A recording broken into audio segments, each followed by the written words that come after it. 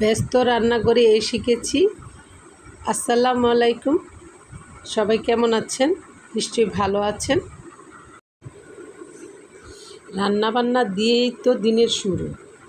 ব্যস্ততা বলতে কাজকর্ম, খাওয়া দাওয়া,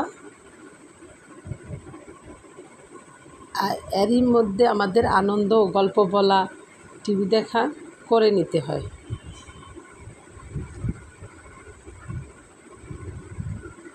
একে একে আমি ঘরের সব কাজই করে নিচ্ছি।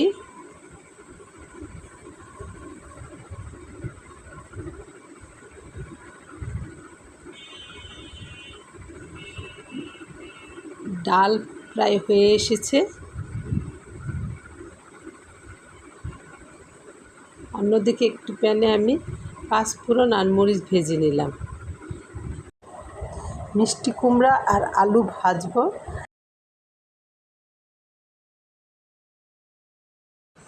ভাজিটা আমি পাঁচফোড়ন দিয়েই করব। অনেকে পাঁচফোড়নের গন্ধ পছন্দ করেন না।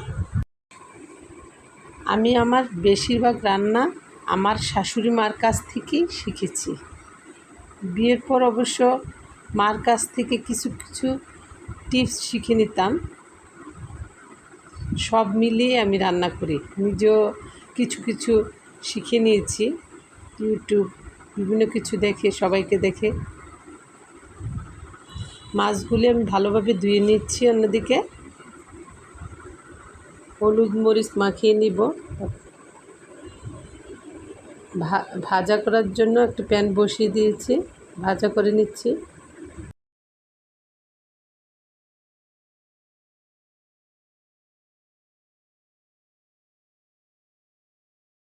আমার শাশুড়ি মা বলতেন এই তরকারিটার মধ্যে পেঁয়াজ বেশি করে একটু ভেজে দিবে, আবার বলতেন অন্য তরকারিতে একটু কম ভেজে দিতে। তরকারিগুলি ভেজে না দিলে এই তরকারিটা খেতে ভালো লাগে না। আবার কিছু কিছু তরকারি আমরা কাঁচা খাই, মাছ কাঁচা খাই।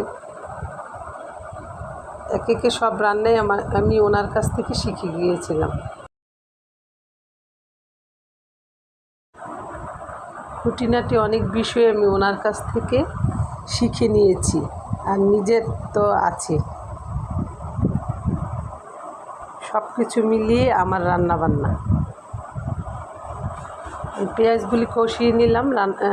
মাছ রান্না করবো আজকে, কাঁকড় আলু ভেজে। তারপর নেড়ে চেড়ে একটু পানি দিয়ে দেব।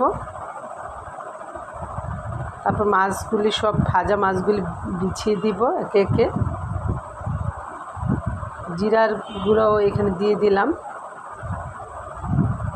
মাছগুলি বিছিয়ে ঢাকনা দিয়ে ঢেকে দিব, একদম সিদ্ধ, সবজিটা যেন সিদ্ধ হয়ে যায়।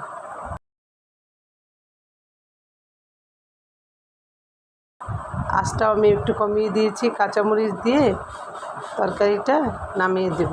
আমার তরকারি হয়ে এসেছে। ভালো থাকবেন সবাই।